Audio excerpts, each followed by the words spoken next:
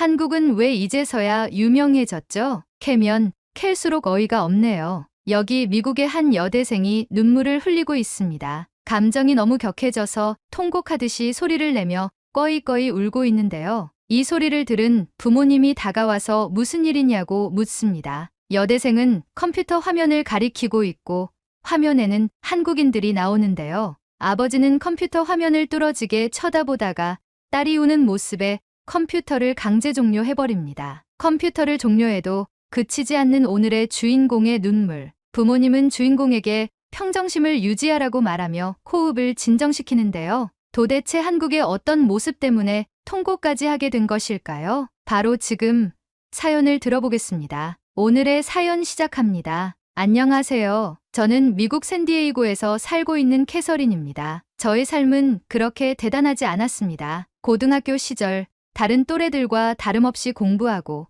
친구들과 어울려 다니며 생활하는 학생일 뿐이었죠. 하지만 한국이라는 나라 때문에 제 평범한 인생이 하루아침에 뒤바뀌어 버리는 일이 발생하고야 말았습니다. 때는 코로나가 발생한 2019년으로 되돌아갑니다. 그 당시 저는 고등학교 졸업을 앞둔 학생이었습니다. 코로나가 발병하며 학교에 등교하지 않고 집에서 생활을 해야 했어요. 부모님에게 저는 하나밖에 없는 딸이라서 외부 활동 자체를 금지시키셨습니다. 그러다 보니 자연스레 친구들과는 휴대폰이나 노트북으로 소통하게 되고 학교 수업도 원격으로 이루어지게 되었습니다. 저는 대학교를 가고 싶었기 때문에 공부도 남들보다 열심히 했습니다. 부모님의 기대를 저버리고 싶지 않았고 코로나로 인해 혼란스러운 대학 입시에서도 최선을 다해 학업에 임했죠. 아무래도 집에서 원격으로 홈스쿨링처럼 진행이 되다 보니 학업에 관련된 방대한 자료들을 검색하고 공부하며 저의 마지막 고등학교 시절을 보냈습니다. 그러다 저의 인생에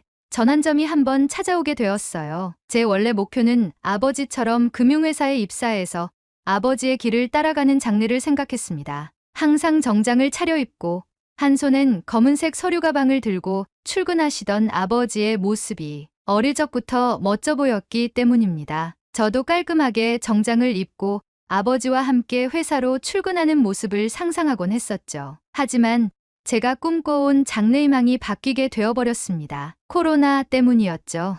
아버지 역시 코로나로 인해 출근을 하지 않으시고 집안 서재에서 업무를 보셨어요. 편안한 옷차림으로 업무를 보시던 모습도 이질적이었지만 더 이질적인 모습은 따로 있었습니다. 코로나 이전에는 출근과 퇴근 때마다 아버지의 젠틀한 모습이 멋져 보였어요. 하지만 집에서 업무를 보시는 모습은 마치 치열한 사회 속에 뛰어든 군인 같아 보였습니다. 원격으로 회의를 하실 때나 휴대폰으로 누구와 통화를 하실 때마다 큰 소리를 치시며 발끈하셨고 일을 하실 때 아버지의 목소리엔 날이 서 있었어요. 굳게 닫힌 서재의 방문 너머로 들리는 아버지의 샤우팅은 집안의 분위기를 무겁게 만들었죠. 그때부터 저는 아버지의 두 얼굴이 낯설게 느껴졌고 어머니의 암울한 표정에 마음이 아팠습니다. 어머니는 아버지의 목소리가 커질 때마다 말없이 제 방의 문을 굳게 닫으셨고 저는 눈치도 보이고 스트레스도 쌓여갔죠. 그러다 보니 아버지의 직업이 제가 꿈꿔왔던 모습과는 다르다는 느낌을 받았고 얼마 남지 않은 제 대학 진로에 큰 영향을 미치게 되었습니다. 공부도 손에 잡히지 않고 헤드폰을 끼고 음악을 들으며 멍하니 창밖만 바라보게 되기 일쑤였죠. 그렇게 대학 입시철이 다가오게 되고 저는 진로에 대한 생각이 정리가 되지 못한 채로 어찌해야 될지 모르는 지경에까지 이르렀습니다. 그리곤 생각했죠. 내가 무엇을 할 때 제일 행복을 느끼는가? 에 대한 질문을 저에게 계속 던졌습니다. 제가 어릴 적부터 원했던 진로가 무너지더라도 제 인생을 새로 개척하고 싶었기 때문이었죠. 그렇게 질문을 던지다가 순간 번뜩이는 생각이 머리를 스쳤습니다. 바로 미디어였어요. 코로나로 인해서 집에 있는 시간이 많아지면서 SNS나 TV 프로그램, OTT 서비스가 활성화되었고 소셜미디어에 수많은 사람들의 관심도가 올라가고 있었어요. 저 역시도 각종 스트레스를 풀 때마다 미디어를 활용하고 친구들과 소통할 때에도 사용하는 것이 소셜미디어였기에 미디어 장르로 진로를 나가보면 어떨까 하는 생각이 들었죠. 솔직히 저는 제 주관을 잘 봅니다. 저는 상상력이 풍부하진 않기 때문에 창작에 관련된 것은 거리가 멀다고 판단해서 작가나 PD는 멀리하고 엔지니어 계열로 나가야겠다는 생각이 들었어요. 편집이나 효과, 제작에 관한 부분이요. 그렇게 새로운 마음을 가지고 진로 상담을 할 때 선생님께 제 인생의 방향에 대해 설명드렸어요. 그리고 선생님은 미디어 계열에 관련한 대학 리스트에 추천서를 써주었죠. 그리고 난 후 저는 부모님께 제 진로에 대해 말씀을 드렸어요. 세상 모두가 힘들고 지칠 때마다 웃게 해주고 행복을 전해주는 미디어를 만들고 싶다고 말이에요. 그러자 어머니는 제 말을 듣고 응원해주기 시작했어요. 캐서린, 너의 인생은 내가 직접 그려나가는 거야. 코로나 시국 속에서 대학 입시에 고민이 많았을 텐데 꿋꿋이 너의 인생을 설계하는구나. 참 멋져. 어머니는 제 손을 꼭 잡고 저를 토닥여 주었고 저는 어머니를 껴안았습니다. 하지만 이내 밝았던 분위기는 사그라들었어요. 바로 아버지 때문이었죠. 아버지는 아무 말 없이 앉아서 바닥만 쳐다보고 있었어요. 저와 어머니는 아버지를 쳐다만 보았죠. 오랜 정적 끝에 아버지가 말을 꺼냈어요. 캐서린, 너의 선택이 옳은 것 같다. 현재 미국 경제는 암흑기야. 코로나로 인해서 많이 힘들어졌지. 나의 모습을 돌아보니 너의 선택에 영향을 많이 끼쳤다는 것을 직감할 수 있었단다. 아빠가 못난 모습을 많이 보여준 것 같아. 정말 미안하구나. 나는 하나뿐인 딸의 꿈을 응원해. 우리 딸이 엄마와 아빠에게 행복한 모습만 보여준다면 우린 그것으로도 기쁠 것 같구나. 잘 자라줘서 고맙다, 우리 딸. 그렇게 저는 부모님의 든든한 지원 속에 대학 입시 준비에 매진하였습니다. 선생님의 추천서로 대학에 면접도 보러 다니며 제 꿈을 향해 한 발짝씩 나아가기 시작했죠. 하지만 제 기대와는 달리 현실은 가혹했습니다. 여느 때와 같이 집에서 노트북으로 영화를 보고 있었습니다. 그런데 그 순간 메일함에서 알림이 울렸어요. 제가 지원한 대학교에서 메일이 왔죠. 저는 부푼 마음에 메일을 열어보았습니다. 하지만 메일에 적힌 내용은 다름 아닌 불합격 통보였죠. 순간 억장이 와르르 무너졌습니다. 제가 어릴 적부터 목표하던 대학교를 못 가게 된 상황에 마주하자 눈에서 눈물이 나기 시작했어요. 때마침 제가 보고 있던 영화의 내용도 여주인공이 슬피 우는 장면이었습니다. 창밖의 날씨는 먹구름이 잔뜩 끼어 있었고 저는 슬픔을 주체하지 못하고 엉엉 울기 시작했습니다. 제 울음소리를 들은 어머니가 놀라 달려오셨고 저는 불합격 메일을 어머니에게 보여드렸습니다. 어머니는 말없이 저를 안아주셨고 대학이 인생의 전부는 아니라고 말하며 예술가의 길은 넓고 방대하기에 관련된 직장을 알아보자고 하셨어요. 제 눈에 흘러내리는 눈물을 닦아주시며 최선을 다해 도와준다고 하셨죠. 저는 어머니에게 말없이 고개를 끄덕이고 울음을 그쳤지만 대학교 불합격과 제 인생의 진로가 무너진 기분은 한동안 제 가슴 한켠에 자리 잡았어요. 그날 밤 아버지가 저를 달래주러 제 방에 오셨지만 저는 이불 속에 꽁꽁 숨은 채로 제 스스로를 달래려 했습니다. 그렇게 우울함 속에서 살아가던 중 제 친구 마리가 연락이 왔어요. 마리는 저에게 대학이 어찌 되었는지 물었고 저는 떨어졌다고 했죠. 마리는 제 말을 듣고 저를 위로해 주었어요. 그리곤 자신도 대학에 떨어졌다고 말했죠. 저는 마리에게 물었어요. 마리, 대학에 떨어졌는데도 넌 밝아 보여. 인생이 무너지는 기분이 들지 않아? 그러자 마리가 대답했어요. 대학이 내 인생에 있어 중요한 부분은 아니라고 생각해, 캐서린. 꿈이 있다면 관련된 일을 하면서 배워나가는 방법도 있는데 꼭 대학이 전부일까? 난 오히려 앞으로 어떻게 돈을 벌어야 할까라는 생각에 직장을 알아보고 있어. 돈이 있으면 내가 하고 싶은 일들을 할 수 있으니까. 마리의 말도 일리가 있었어요. 돈이 있어야 자신이 하고 싶은 일을 하죠. 학교도 등록금이 필요하고 생활비도 필요하고 돈이 중요하다는 마리의 말이 공감이 되었어요. 마리는 제게 말을 이어갔어요. 그래서 말인데 나 크리에이터를 해보려고 해. 요즘 유행하는 먹거리나 여행지들을 다니면서 영상에 담고 유튜브로 홍보하는 거지. 정말 재밌을 것 같지 않아? 취미 삼아 해보려고 하는데 너도 같이 할래? 지금은 코로나라 잠시 주춤하긴 하지만 곧 코로나도 풀릴 거라고 하니까 젊을 때 많은 것을 경험해보는 것도 좋을 것 같아. 저는 마리의 말에 호감이 생겼어요. 코로나로 인해 집에 틀어박혀 있을 때마다 즐기는 컨텐츠들은 시청자들로 하여금 대리만족을 시켜주는 내용들의 컨텐츠가 인기 있었으니까요. 자신은 없지만 마리와 함께 한다면 좋을 것 같다는 생각이 들었어요. 마리는 평소 쾌활하고 도전적이고 모험심이 풍부한 친구였으니까요. 그래서 저는 마리에게 긍정적으로 생각해보겠다고 말하고 통화를 마쳤습니다. 마리와 통화가 끝난 후 저는 마리의 밝은 모습에 힘을 얻어서 나도 한번 새로운 인생을 설계해보자는 생각을 하게 되었어요. 내가 평소 즐겨하던 것이 무엇일까? 내가 남들보다 자신 있어 하는 것은 무엇일까? 나만의 장점은 무엇일까? 등을 생각하며 행복하게 지낼 수 있는 일들에 대해 메모장에 적어보기 시작했어요.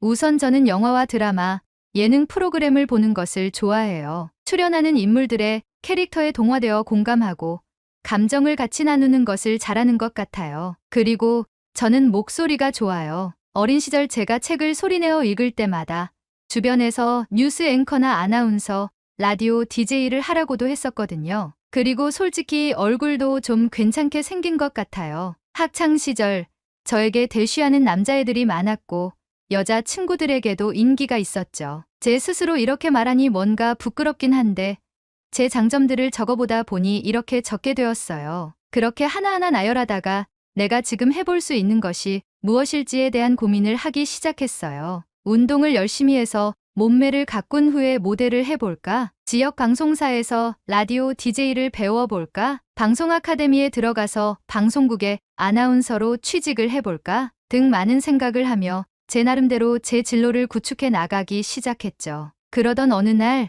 마리에게서 연락이 왔어요. 캐서린, 나 유튜브를 시작했어. 요즘 유행하는 것들을 직접 경험해보는 컨텐츠를 찍어보고 있는데 나랑 같이 하루를 보내는 게 어때? 저는 딱히 하는 것도 없었고 마리가 크리에이터로서 벌써 활동을 한다는 얘기에 힘을 실어주고 싶어서 흔쾌히 알겠다고 했죠. 그렇게 전 마리와 컨텐츠 촬영을 약속한 날 마리의 집으로 갔어요. 마리의 방에 들어선 순간 저는 놀라움을 금치 못했어요. 마리의 방은 마치 스튜디오처럼 꾸며져 있었고 수많은 크고 작은 카메라들과 3개의 모니터, 엄청 큰 컴퓨터 본체까지 짧은 시간에 이렇게 많은 것을 갖추었다는 사실에 놀라웠어요. 마리, 이게 다 뭐야? 마리는 웃으며 말했어요. 나의 작업실에 온 것을 환영해. 열심히 아르바이트해서 모았던 돈으로 장비부터 맞췄어. 크리에이터라면 이 정도는 기본이지. 자, 준비해볼까? 저는 마리가 던져주는 카메라를 들고 배터리와 충전기가 든 가방을 메고 집을 나섰어요. 마리가 걸어가며 오늘 찍을 컨텐츠를 말해주었죠. 오늘은 한인타운에 갈 거야. 거기에 한인마트가 있는데 거기서 재료를 사는 컨텐츠를 찍을 거야. 저는 물었어요. 재료? 재료는 어느 마트에서든 다 파는 거 아니야? 왜 한인마트에 가야 해? 그러자 마리는 웃으며 말했어요. 요즘 한국 문화가 핫하잖아. K-팝의 인기가 올라가면서 나도 자연스레 한국 문화를 접했는데 BTS가 요즘 대세야. 너도 알지? 저는 BTS의 인기를 실감하고 있었고 저도 K-팝 음악을 간간히 듣던 터라 한국에 호의적이었어요. 맞아. BTS의 노래들은 정말 좋은 것 같아. 세계적인 아이돌이라는 것도 알지. 남자 그룹들 중에서는 그들이 제일 멋진 것 같아. 마리는 맞장구 치며 제게 말했어요. 그래, 캐서린. 오늘은 그들이 온라인 방송에서 만들었던 한국 음식을 만들어 먹어보는 컨텐츠를 할 거야. 그 음식은 바로 김밥이지. 저는 김밥이라는 말이 생소했어요. 도대체 어떤 음식인지 이해가 가지 않았죠. 그러자 마리는 김밥이라는 음식의 사진을 보여줬어요. 저는 마리에게 김밥이라는 음식에 대한 설명을 들었어요. 한국에서 피크닉이나 여행을 갈 때 간편하게 식사를 할 수 있게 만든 음식이라고 하더라고요. 한 입 크기로 잘라놓고 먹는 음식인데다가 맛과 영양이 풍부하다고 했죠. 저는 김밥을 만들어 본다는 것에 흥미를 느끼기 시작했죠. 그리고 그 순간 마리는 아무렇지 않게 카메라를 켜고 촬영을 시작했어요. 안녕하세요, 여러분. 오늘은 한국의 BTS가 추천한 한국의 음식, 김밥을 직접 만들어서 먹어보려고 해요. 그러기 위해선 재료부터 사야겠죠? 그래서 저와 제 친구 캐서린, 우리는 지금 한인마트를 가고 있습니다.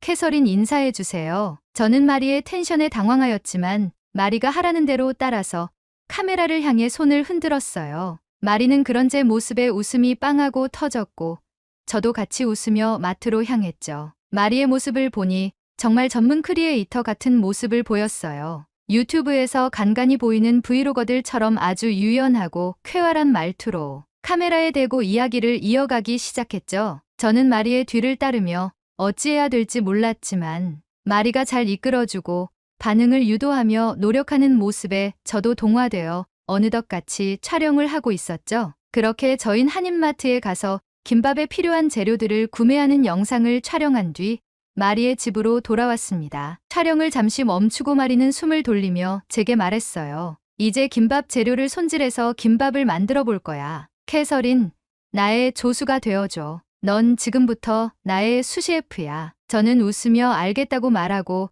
마리의 촬영 준비를 도와줬어요. 마리는 정말 준비성이 철저했어요. 하얀색 조리복과 앞치마를 2벌 준비해서 저보고 갈아입으라고 했고 그렇게 우린 웃으며 촬영 준비를 마쳤죠. 그렇게 김밥을 만들어보는 촬영이 시작되었어요. 중간중간 이야기도 섞어가며 편안한 분위기에서 촬영을 하다 보니 자연스레 저도 카메라가 익숙해지고 즐기기 시작했죠. 그렇게 우여곡절 끝에 김밥 만들기가 완성이 되었고 우린 김밥을 시식해봤어요. 저는 처음 먹는 한국 음식이 낯설었지만 김밥을 한 입에 넣는 순간 깜짝 놀라고 말았죠. 담백하면서 고소한 향이 입안을 감쌌고 각종 야채들의 아삭한 식감들이 어우러져 건강한 맛이 나는 기분이었어요. 마리, 이거 진짜 맛있다. 정말 대박이야. 마리는 맛있어서 다행이라고 말하며 자신도 먹기 시작했어요. 그리고 제게 한국의 김치를 곁들여서 먹어보라고 권했죠. 마리, 김밥은 김치와 함께 먹으면 정말 맛있대. 한번 먹어봐. 저는 김치와 함께 김밥을 먹었어요. 김치의 매콤함과 달달함이 김밥의 담백함과 고소함과 잘 어우러져 더욱 깊은 맛을 내었어요. 저도 모르게 제가 느끼는 표현을 카메라에 대고 설명하기 시작했고 마리는 이런 제 모습을 보고 웃기 시작했죠. 그러다 마리가 갑자기 저에게 말했어요. 이거 먹고 있어. 아직 놀라긴 일러. 그러고는 마리는 서둘러 어디론가 가버렸어요. 저는 무슨 일인지 몰랐지만 카메라는 돌아가고 있었기에 김밥을 하나하나 먹으며 시식평을 카메라에 담고 있었죠. 그러던 그 순간 코끝을 때리는 매콤한 향이 나기 시작했어요. 그리고 이어서 마리가 무언가를 들고 오고 있었죠. 바로 한국의 컵라면이었어요. 캐서린, 오늘 너는 한국 음식의 끝판왕을 보게 될 거야. 김치, 김밥, 라면의 조합. 이건 한국에서도 인정한 최고의 콤비네이션이라고. 저는 코끝을 찌르는 매콤한 라면의 뚜껑을 열어보았어요. 따뜻한 국물과 함께 있는 라면의 모습에 군침이 저절로 돌았죠. 마리는 우선 라면을 먹고 김밥과 김치, 그리고 국물을 마셔보라고 했어요. 저는 마리가 알려준 순서대로 먹었어요. 그리고 저는 눈을 감고 미쳤다를 연발했죠. 마리는 그 말을 듣고 깔깔대며 웃었고 저도 제 자신이 웃겨서 깔깔대며 웃었죠. 그렇게 마리와 저는 음식을 먹으며 촬영을 이어갔어요. 그러던 도중 마리가 김밥에 관한 이야기를 시작했어요. 캐서린, 너 한국 영화 좋아해?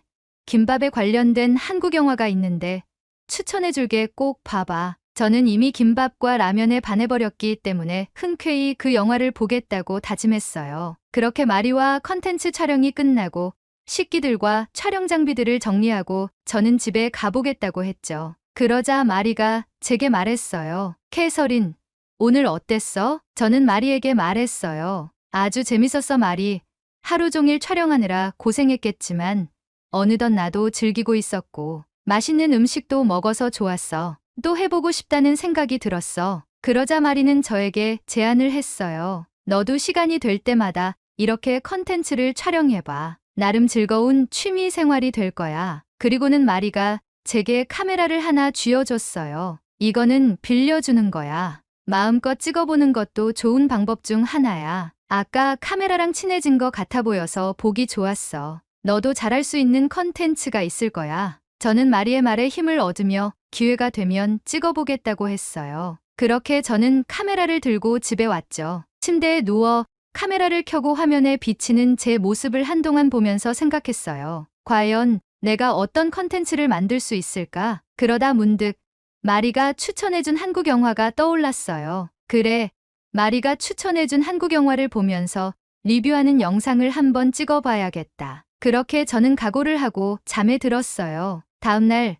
저는 전날 밤에 각오를 되새기며 장비를 세팅하기 시작했어요. 유튜브로 영화를 리뷰하는 크리에이터들의 모습을 참고하여 카메라의 각도를 맞추고 컴퓨터를 틀어 영화를 검색하고 촬영 준비를 마쳤습니다. 혼자서 처음 하는 촬영이니 편안하게 생각하고 영화를 보자고 생각하고 영화를 틀었어요. 영화는 한국의 코미디 영화로 카테고리가 분류되어 있었고 저는 영화를 시청하기 시작했습니다. 한국어로 되어 있어 자막을 보며 영화를 감상하면서 속으로 생각했어요. 한국어를 조금이라도 알면 감정이 와닿는 게 더 크게 느껴지겠다라는 생각을 하며 영화를 봤어요. 하지만 자막으로도 전해져 오는 웃음 포인트들은 제 입꼬리를 올라가게 만들었어요. 그리고 중간중간 제가 너무 영화만 보는 것 같아서 제 속마음을 직접 말하며 영화를 봤죠. 그렇게 영화를 보며 혼잣말을 중얼거리는데 어느덧 제가 자연스레 영화 리뷰 컨텐츠를 만드는 기분이 들어 기뻤습니다. 나중에 마리에게 편집도 배워야겠다는 생각도 하며 영화를 보던 도중 순식간에 제 마음을 아프게 하는 장면이 나왔어요. 마리가 언급한 김밥이 나오는 장면이었어요. 주인공이 자신이 좋아하는 여자와 함께 김밥을 먹는 장면인데 저는 마리의 집에서 먹었던 김밥을 회상하며 영화를 보고 있었죠. 그러던 그 순간 주인공이 김밥을 씹던 입을 멈췄어요. 그리고 눈에선 눈물이 흘러내렸죠. 그 장면을 보는 순간 저는 이전의 영화의 코믹적인 요소들에서 보여졌던 복선들이 한순간에 슬픔으로 몰아닥쳐 제 마음을 아프게 하면서 저도 모르게 눈물이 터지고 말았어요. 한국에 계신 여러분도 들어보셨겠지만 영화의 제목은 바로 헬로우 고스트입니다. 주인공 차태현이 고아로 살아가는데 자살을 기도하다가 살아나는 순간부터 주변에 4명의 유령들이 보이기 시작하고 그 유령들의 소원을 들어주는 이야기였어요. 유령들을 쫓아내려고도 하고